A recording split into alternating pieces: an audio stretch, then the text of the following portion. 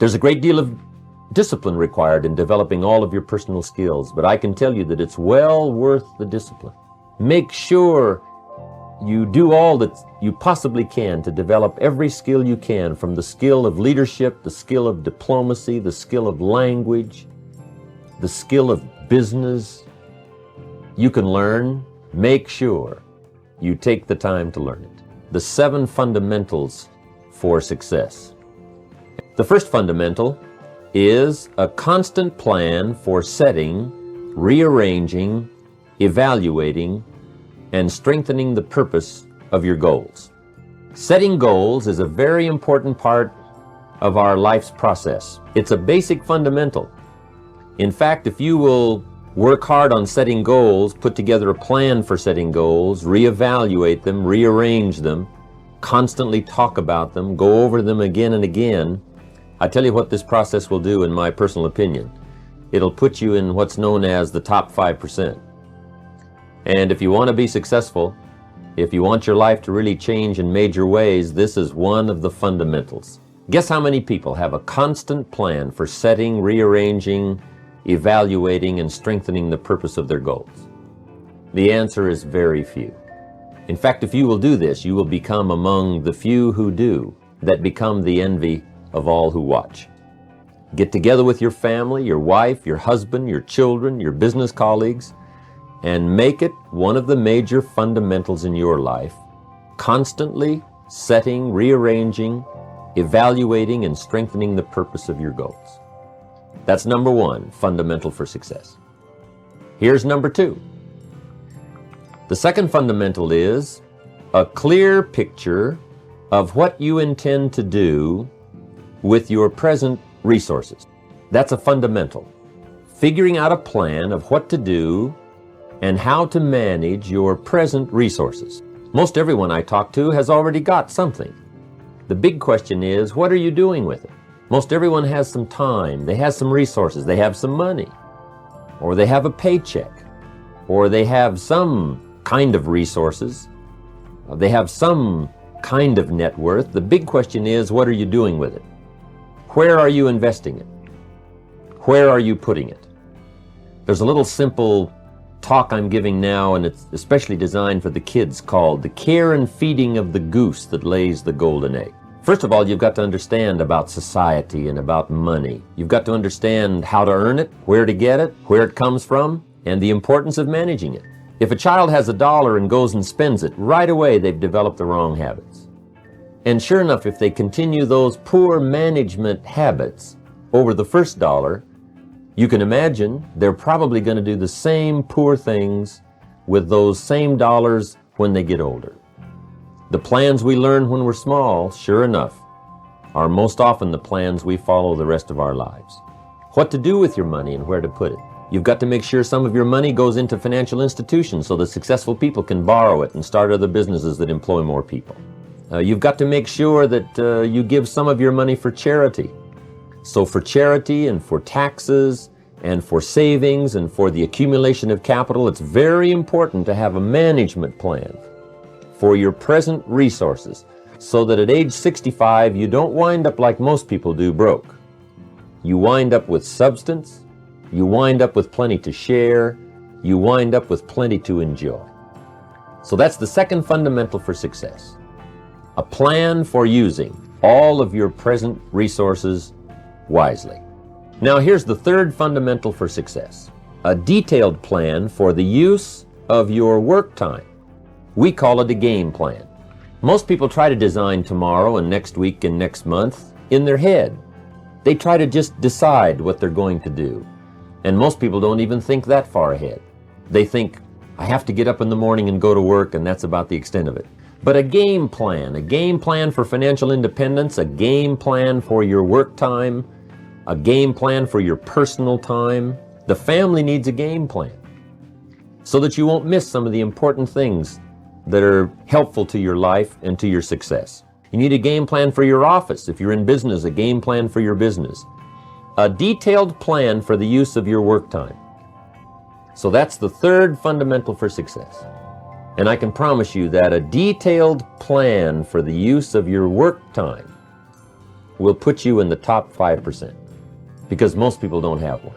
Now here's the fourth fundamental for success. Number 4 is a consistent plan for the gathering of knowledge. Most people get ideas just spasmodically, or when someone happens to come by, or they just happen to hear someone, or they happen to read a book that might have some ideas that could help to benefit their life. What I'm saying is we all need a consistent plan for the gathering of knowledge, a consistent plan for going to the library, a consistent plan for attending the lectures, attending the seminars. When you listen to a sermon, make sure you've got your journal to take notes. Wherever you go, gather knowledge, but gather it on purpose. Do it constantly, do it daily, and do it consistently. We need a consistent plan for reading books. Most people just read books haphazardly, spasmodically, or most people just don't read at all. Or they don't have a good plan for reading the right book. Sure enough, the man reads the comics instead of the classics. And he misses all the things that could really benefit his life because he doesn't have a plan. Here's a good thought to consider. Rarely does a good idea interrupt you. Good ideas must be pursued. You must go where they are. You must seek them out. And there's an important Bible phrase that says, if you seek, if you search, you will find.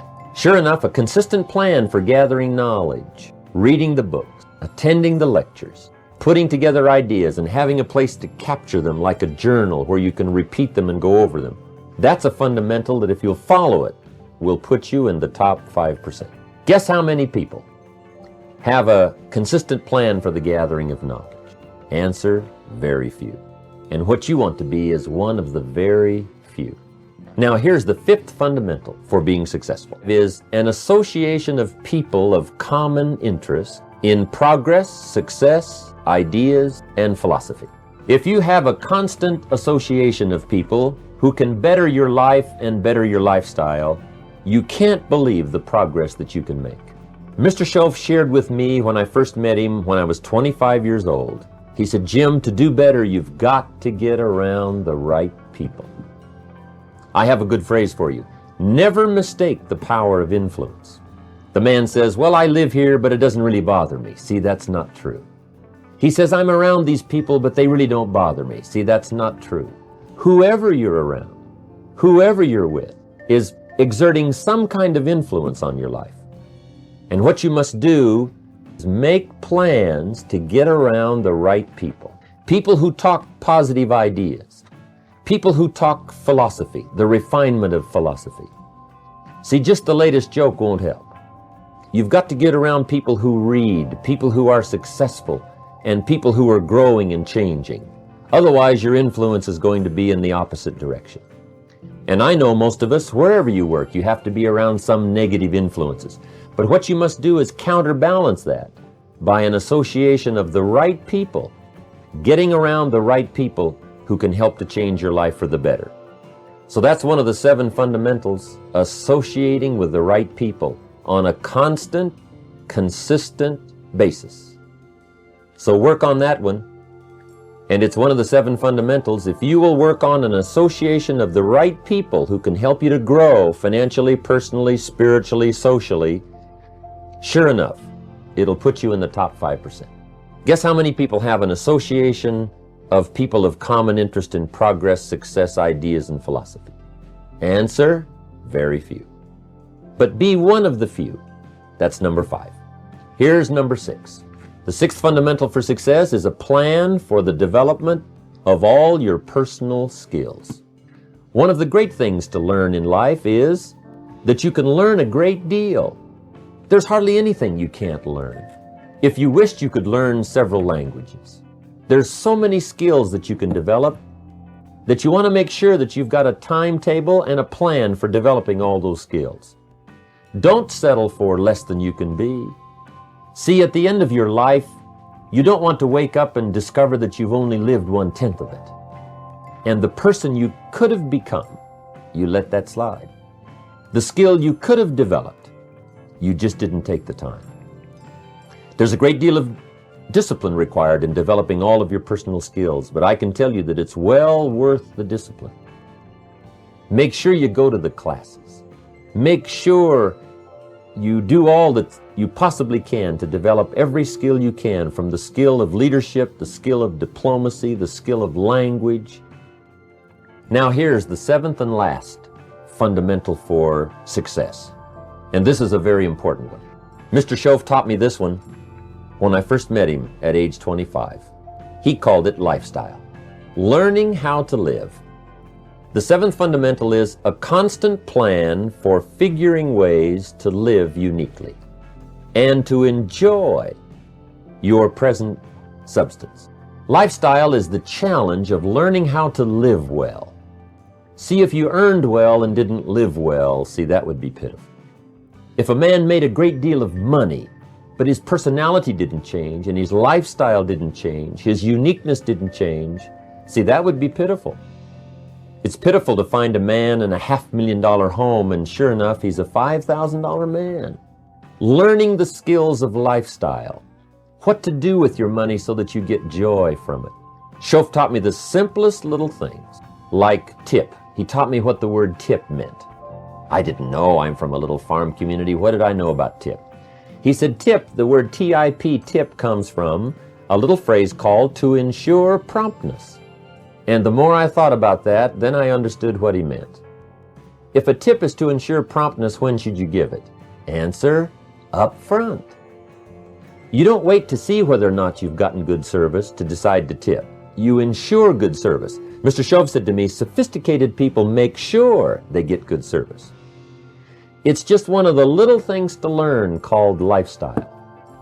How to enjoy your family, how to enjoy your money, how to enjoy your time and your substance, how to enjoy your own thoughts, figuring ways to anticipate your family's needs, to do it with joy instead of animosity, to get great delight in the substance you now have.